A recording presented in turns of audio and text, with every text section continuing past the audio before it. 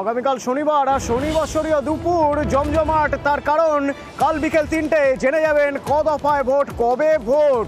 সোমরাজ প্রতিনিধি আমার সঙ্গে রয়েছেন। সোমরাজ, নির্বাচন কমিশন কি বলছে? দেখো, জাতীয় নির্বাচন কমিশনের তরফে জানানো হয়েছে আগামীকাল দুপুর 3টের সময় দিল্লিতে বিজ্ঞান ভবনে সাংবাদিক সম্মেলন করে লোকসভা ভোটের নির্ঘণ্ট প্রকাশ করা হবে। লোকসভা ভোটের নির্ঘণ্টের পাশাপাশি কয়েকটি রাজ্যের বিধানসভার ভোটেরও বিধানসভা ভোটের উপনির্বাচনে অর্থাৎ উপনির্বাচনের দিনক্ষণও ঘোষণা করবে জাতীয় নির্বাচন কমিশন। আগামীকাল দুপুর 3টের সময় সাংবাদিক সম্মেলন ডাকা হয়েছে। সেই সাংবাদিক সম্মেলনে দেশ জুড়ে ক দফায় লোকসভা নির্বাচন হবে, কবে থেকে শুরু হবে, কবে থেকে শেষ হবে, বিস্তারিত বিষয়ে জানানো হবে। তবে এখনো পর্যন্ত যেটা সূত্র মারফত জানা যাচ্ছে যে মে মাসের শেষ সপ্তাহ পর্যন্ত নির্বাচন প্রক্রিয়াটি চলবে গোটা দেশ জুড়ে। মে মাসের শেষ সপ্তাহেই গণনা হবে, এপ্রিলের প্রথম সপ্তাহের শেষ দিক থেকে শুরু হবে ভোট পর্ব, তেমনটাই এখনো পর্যন্ত জানা যাচ্ছে। এবং দেশ জুড়ে 9 থেকে 10 দফা পর্যন্ত দফায় নির্বাচন হতে পারে। সেক্ষেত্রে অবশ্যই একটা প্রশ্ন রয়েছে, এ রাজ্যে ক দফায় ভোট হবে।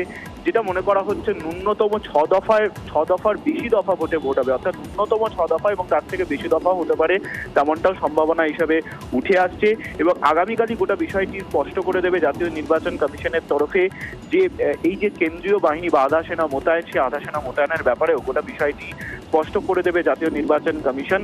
তবে সবথেকে যেটা গুরুত্বপূর্ণ বিষয় যে কবে থেকে ভোট শুরু হবে এবং কবে ভোট শেষ হবে, ক দফায় ভোট হবে, কোন কোন সময় কোন কোন রাজ্যে ভোট হবে এবং রাজ্য ভিত্তিক আলাদা আলাদা করে ক দফায় ভোট করা হবে, গোটা বিষয়টি আগামীকাল জাতীয় নির্বাচন কমিশনের তরফে স্পষ্ট করে দেওয়া হবে।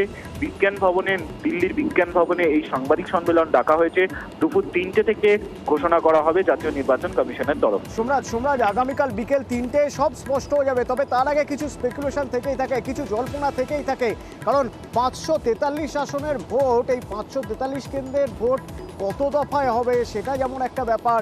দ্বিতীয়ত হচ্ছে এবার গরম পড়ে যাচ্ছে, সেক্ষেত্রে আমাদের রাজ্যে কত দফা, মানে সব মিলিয়ে কত দফা, কবে থেকে ভোট শুরু হবে এখনো পর্যন্ত কিছু আভাস পাওয়া যাচ্ছে, কিছু জানা যাচ্ছে কোনো দিক থেকে, কোনো ইঙ্গিত মিলছে কি?